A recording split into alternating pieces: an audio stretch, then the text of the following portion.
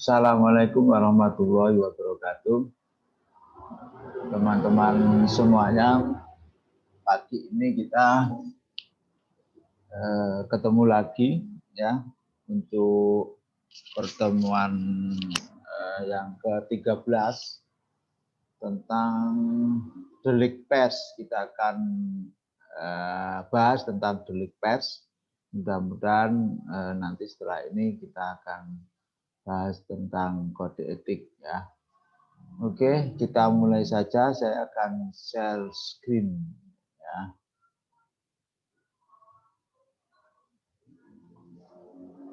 Dalam pertemuan yang ke-13 ini tentang delik pers ini, kita punya tujuan dalam perkuliahan ini, yaitu mahasiswa diharapkan memahami, mengerti, dan mampu menjelaskan tentang apa yang dimaksud dengan delik pers.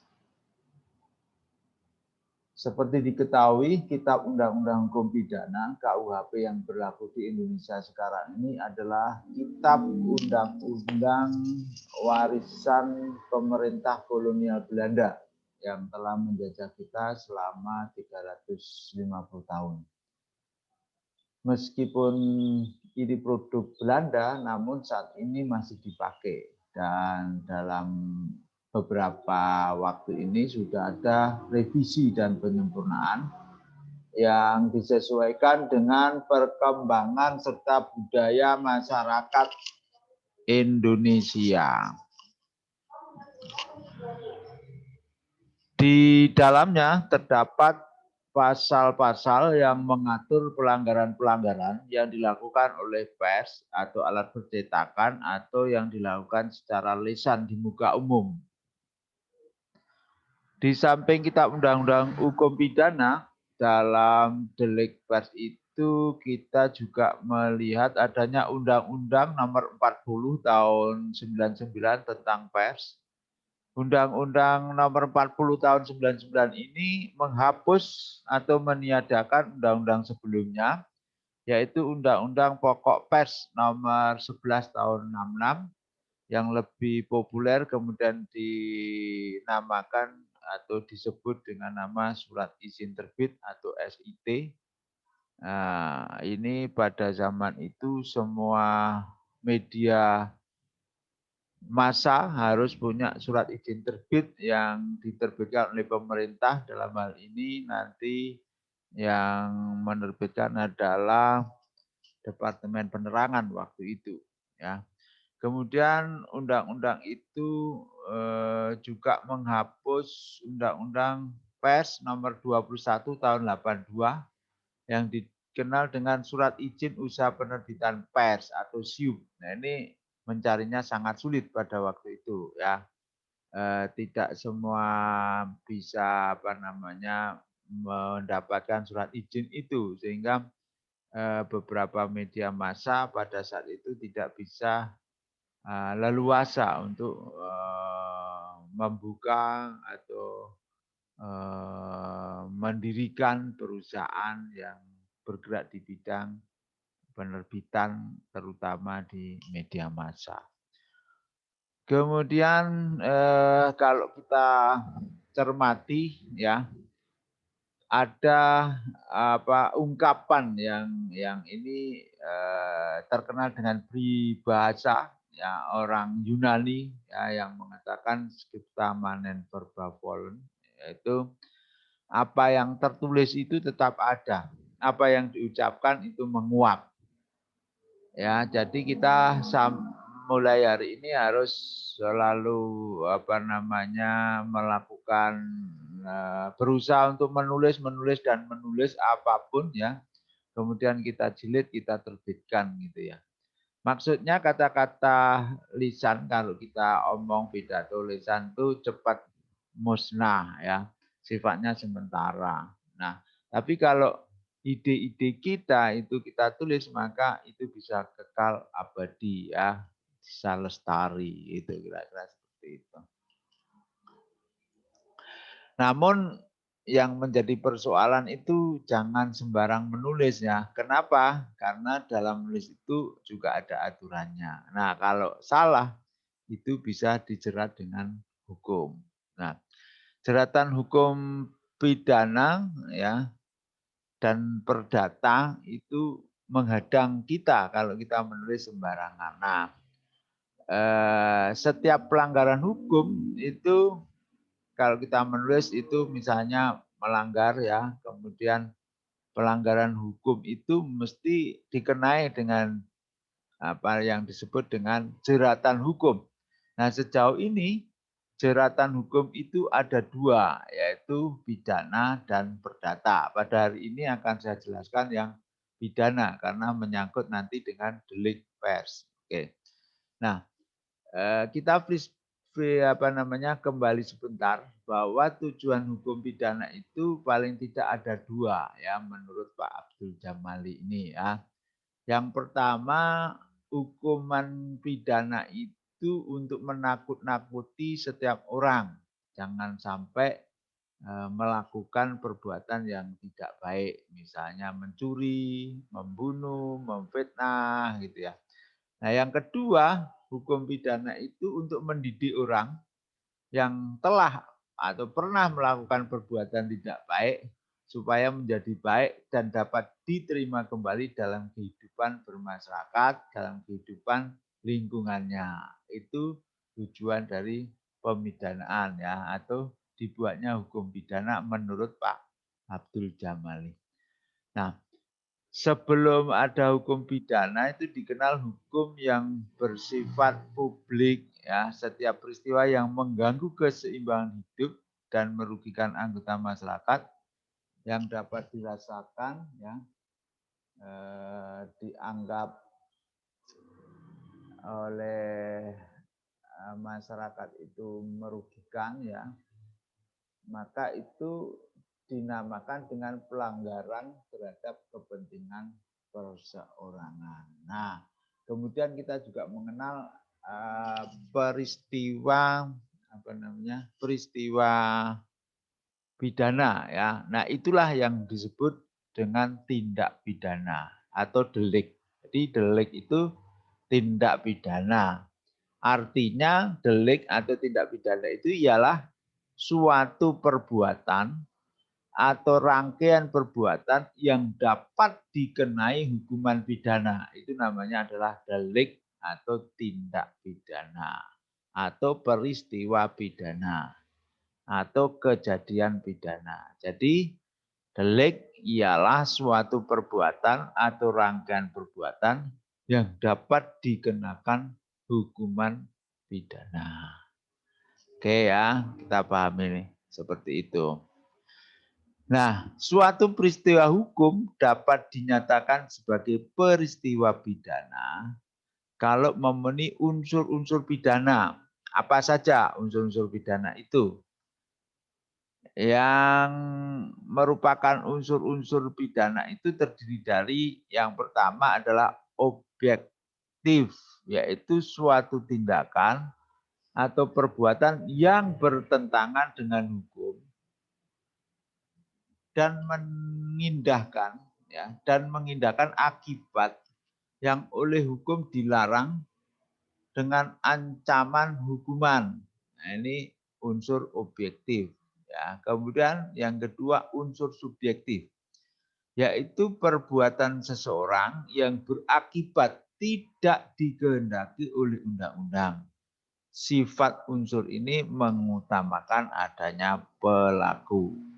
Nah, hal yang perlu dimengerti adalah adanya perkembangan subjek hukum pidana yang semula bersifat individu dan tidak dapat dialihkan. Ternyata saat ini badan hukum juga bisa dianggap sebagai subjek hukum. Nah, pengaturan hukum pidana di Indonesia seperti saya jelaskan di atas diatur dalam Kitab Undang-Undang Hukum Pidana yang memiliki azas legalitas ya. Azas legalitas itu mengatakan tidak ada satupun tindak kejahatan yang dapat dipidana terkecuali telah diatur menurut undang-undang. Jadi sebuah kejahatan itu sebelum ada undang-undang ya itu tidak bisa dipidana. Nah, ini legalitas itu azasnya seperti itu ya. Oke. Kita lanjut ya. Kita lanjut lagi.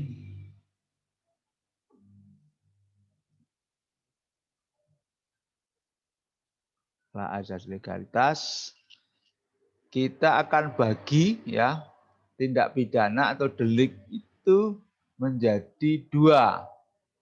Yang pertama delik yang sempurna ya. Ini pembagiannya ya.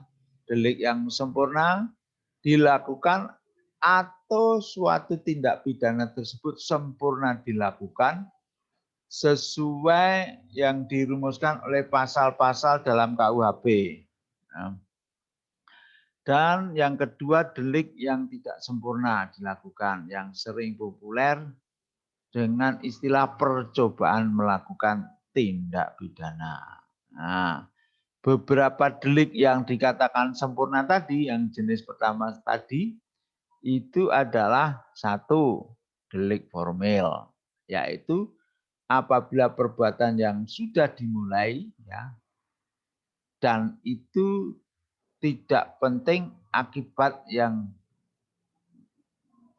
ditimbulkan karena perbuatan itu apa. Yang penting sudah dilakukan perbuatan itu ya. Akibat itu tidak penting ya. Tuh, itu namanya delik formil ya. Kemudian yang kedua delik material, yaitu apabila akibat perbuatan itu sudah ada. Jadi tidak menganggap bagaimana perbuatan itu dilakukan ya.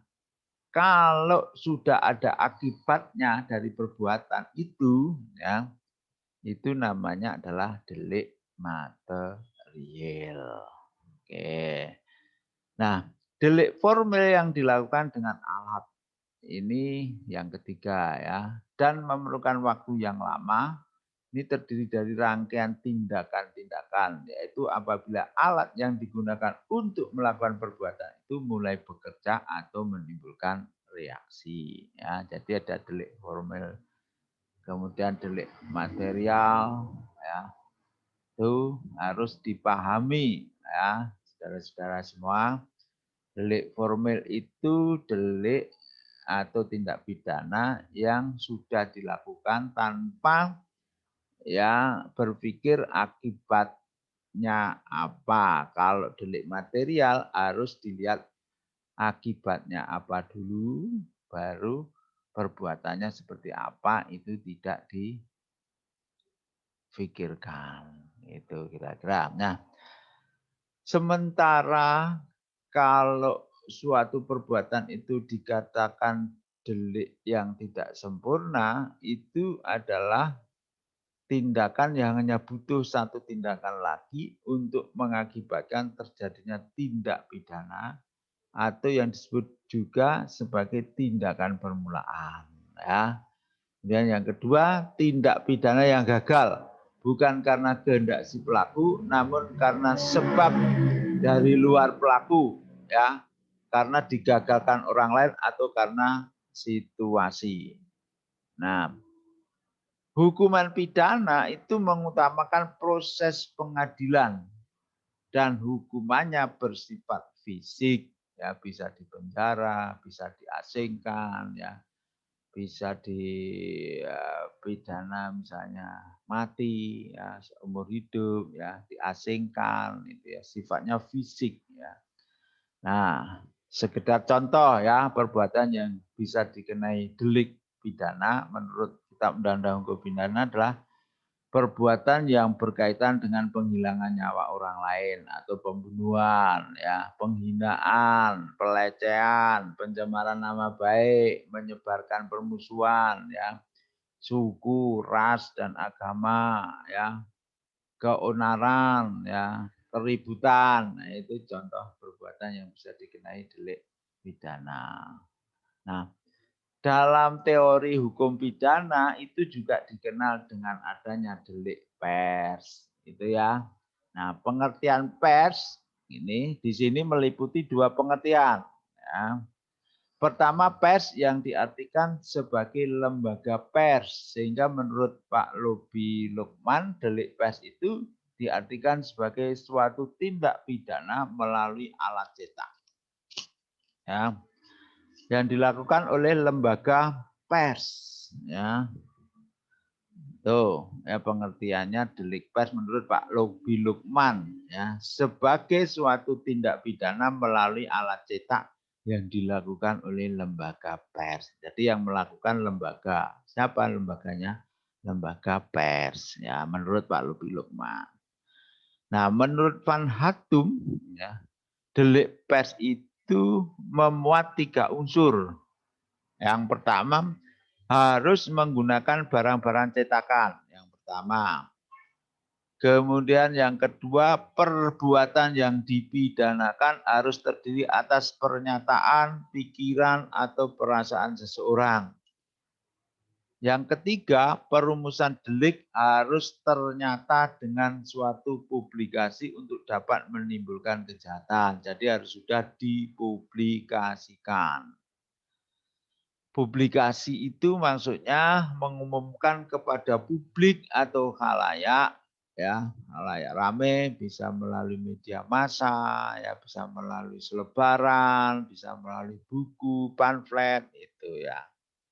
Nah, Van Hatum dan Umar Seno, ya, keduanya ini syarat publikasi itu menjadi syarat yang mutlak, yang wajib, yang harus ada. Itu menentukan perbuatan itu merupakan delik pers atau tidak. Itu syaratnya harus dipublikasikan. Ya, kalau tidak dipublikasikan, menulis kemudian disimpan sendiri, ya, itu bukan delik pers. Ya, misalnya menulis di buku harian, kemudian disimpan di lemari, dikunci, tidak dipublikasikan. Itu tidak memenuhi syarat mutlak, ya, syarat yang harus ada, ya, karena tulisannya hanya untuk dirinya sendiri. Ya, tuh. Oleh karenanya delik pers bukanlah delik pria karena tidak harus dilakukan oleh lembaga pers, ya. Jadi delik pers itu bukan harus dilakukan oleh lembaga pers tapi bisa perorangan kalau memenuhi 3 syarat tadi, ya. Nah, yang menjadi persoalan sekarang, ya, teman-teman semua, sekarang ini kan ada teknologi, ya, maju, ya, ada media sosial, ya, ada Facebook, ada Twitter, ada misalnya YouTube, ya, berbagai macam, ya. Lalu bagaimana tentang konsep delik pers yang dikemukakan oleh para ahli itu? Nah, ini menjadi problema, ya. Pergeseran tersebut berkaitan dengan klasifikasi penyebaran berita bohong melalui media sosial, ya. Itu merupakan delik pers atau tidak, ya. Nah, pergeseran tersebut pada unsur pertama dan ketiga, ya. Unsur yang ketiga tadi mutlak disebarkan lewat media tadi, ya, yang dikemukakan Van Hatum tadi, yang merupakan syarat mutlak yang ketiga harus dipublikasikan. Nah, ini unsur dipublikasikan yang dimasukkan di situ bagaimana? Misalnya kita menulis di WA, ya, WA kemudian kita sebarkan di kalangan terbatas. Apakah itu sudah dipublikasikan ke publik? Misalnya seperti itu. Ini merupakan perubahan yang perlu kita cermati. Nah, unsur yang pertama kalau kita lihat di pemikirannya Van Hatum, ya, itu kan penggunaan barang-barang cetak dalam mempublikasikan pernyataan pikiran atau perasaan seorang. Nah, ya, bisa koran, majalah cetak, ya, dalam arti yang sempit pers itu kan itu, ya, bisa TV, bisa radio, ya, penggunaan non cetak itu TV, radio, film ya dalam mempublikasikan pernyataan, pikiran, perasaan seorang ya. Itu merupakan pengertian pers dalam arti luas ya, melalui majalah, melalui koran, melalui radio, melalui TV gitu ya. Oke. Kemudian pers yang dalam arti sempit ya, merupakan perwujudan kebebasan pers atau freedom of press ya, sedangkan pers dalam arti luas merupakan perwujudan dari kebebasan berbicara, freedom of speech. Yang keduanya merupakan dari kebebasan berekspresi atau freedom of expression, ekspresi. Nah, kemudian Undang-Undang Nomor 40 Tahun 99 tentang pers ini telah membuka pengertian pers yang tidak terbatas pada media cetak dan non cetak saja, tetapi juga elektronik ya. Oke, tapi tidak menjangkau media sosial ya, sampai hari ini belum ada. Namun bagaimana media sosial? Nah, ini yang menjadi persoalan. Apakah pemaknaan delik pers juga meliputi media sosial? Nah, tentu saja ini menjadi PR saudara-saudara ya. Saudara-saudara harus berpikir ini juga. Pertanyaan ini berkaitan dengan unsur ketiga dan unsur utama, yaitu syarat publikasi. Nah, teknologi media sosial kan memungkinkan semua penggunaan menjadi penerbit, ya, publish, ya. Semua konten yang saudara buat itu kan bisa saudara publish, ya. YouTuber misalnya Anda merekam tuh kemudian sebarkan. Nah, tapi apakah itu memenuhi unsur sebagai delik pers? Nah, ini menjadi persoalan ya. Anda harus menjawabnya ini nanti ya. Dan saudara dapat menyebarkan konten yang saudara buat itu hanya menggunakan ya internet dan kemudian saudara publis begitu saja. Nah, pada akhirnya kalau sudah terpublis itu menjadi problem di situ. Nah, karena itu delik pers tadi mestinya disesuaikan dengan perkembangan zaman saat ini ya. Jadi konsep delik pers itu tidak terbatas pada unsur penggunaan barang-barang cetak, tetapi juga meliputi media lainnya yang dapat dipergunakan untuk mempublikasikan pendapat dan ekspresi yang merugikan pihak lain dari pelakunya. Ya, tuh. Nah, saya kira perkuliahan kita ya pada hari ini saya cukupkan sekian dan jangan lupa saudara-saudara nanti mengerjakan tugas ya membuat 10 pertanyaan ya yang saya jelaskan ini delik pers itu ya. Kemudian saudara ya tuliskan di kolom komentar di bawah. Oke ya. Saya kira itu pertemuan hari ini dan jangan lupa nanti absennya di LMS ya. LMS kemudian add modul ya. Kemudian di kolom komentar YouTube saya ini ya. Nanti di screenshot dikirim ke WA saya ya. Saya kira itu pertemuan hari ini. Terima kasih. Assalamualaikum warahmatullahi wabarakatuh.